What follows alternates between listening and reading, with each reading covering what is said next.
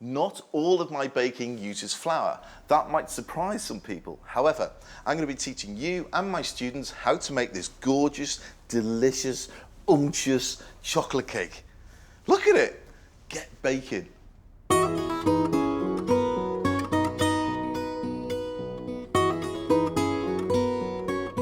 Most people think of a flourless cake as being difficult to bake. In fact, it isn't. All I've done is replace the flour with ground almonds. And this particular recipe, I'm not baking.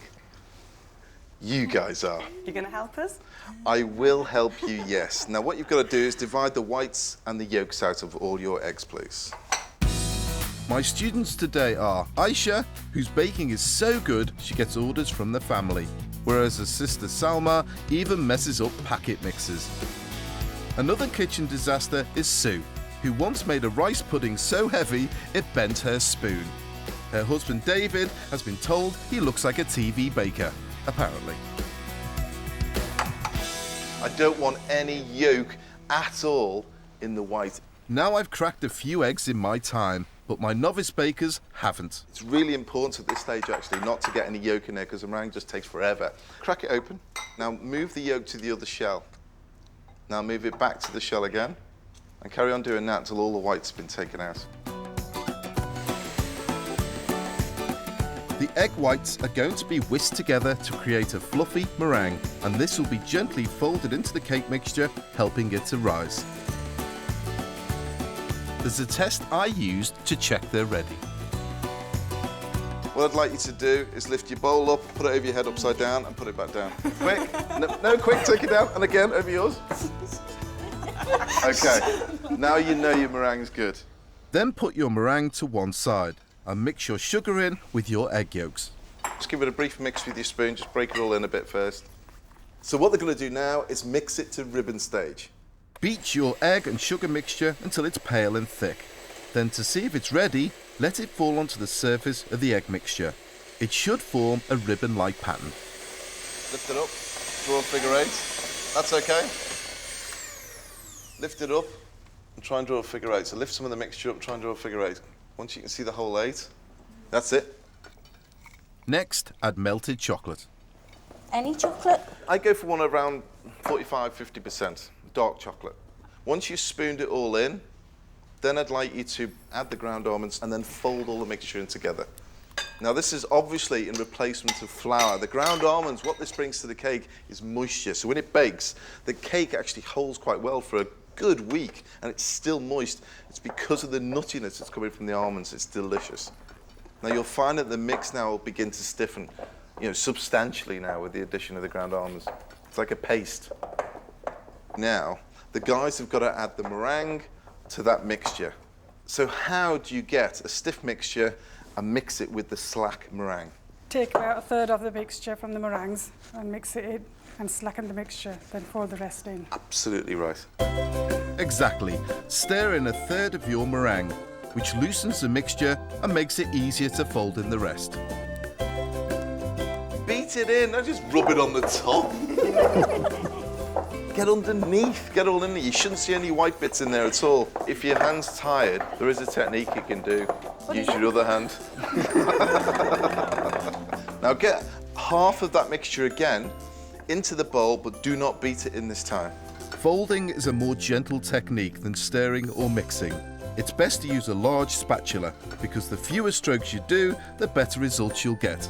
You go round the outside, cut through the middle. Don't forget, the meringue is full of air. You need the air with that mixture mixed together, but allow the cake to grow. How would you explain folding in? I honestly wouldn't understand it. The whole idea is to get the mixture right underneath and almost fold it in on itself. And then the meringue gets cut through, which then folds it into the middle. And again, that movement is a way of holding the bulk of the meringue to keep the air in it as much as possible. Rest of the meringue in the mixture now, please. Round the outside, slice through the middle. And this, believe me, makes birthday cakes, it makes anniversary cake. Anyone likes chocolate cake, this is absolutely delicious. Now you've got some tins which has been lined with baking parchment. What you need to do is pour that mixture gently and don't waste the mixture by letting it drop in from a big height. And the main reason being is because, again, the dropping of the height will drop all those meringue bubbles that you've formed. So again, let it just drop in gently. These are going to go straight into the oven at 160 for 40 minutes. So again, quite a low temperature. And then afterwards, I'll show you how to decorate it, okay?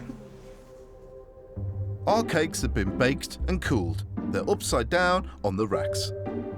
We've inverted them, so you've got a nice, smooth, flat top. You've got apricot jam there. You need to brush that all over the cake on the top and the sides. Try and keep it smooth as possible. Now, if you're doing this at home, use a jam that you like. Cherry works really well with dark chocolate. The reason why we're putting the apricot jam on is actually when we put the ganache on, or the chocolate on the top, we don't get bits all over it coming from the crumbs of the cake. So what that apricot jam does is seal the cake in before we add the ganache. Now, ganache is basically warm cream with melted chocolate, equal amounts of cream to chocolate. This makes the perfect icing for this particular cake.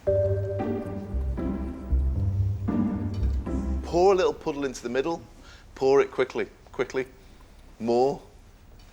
Now begin to take it from the middle to the edge, nice and gently. Let gravity take it down the side of the cake. Once it's gone down the side, do not touch that area again. Do you understand? The more you play with it, you lose the shine. Look at these cakes, don't they look professional? And at the end of the day, the lighter you are with your mixture, the lighter you are introducing that meringue to that thick mixture will give you a higher rise. We've left them on the wires because the chocolate is still setting. So normally, once it's set, you can then lift it with a paddle off and then place it onto a nice plate and then leave it, decorate it, and it's done. I expected that to be really dry. It's because not. it feels heavy, but no, it's not. It's not at all. It's very rich. It's very... And actually, do you know what I normally have with this? I put pouring cream all over the top. Oh, no. Is this something, do you think you'll try again? Definitely, it's Yeah. a show-off. Yeah, absolutely. Isn't it? That's exactly what it Yeah. is. You give that at a dinner party and say, I just knocked it up this afternoon. Even just looking at it, it looks and it tastes divine. If you like chocolate, you will love this cake. I promise you, you will love it.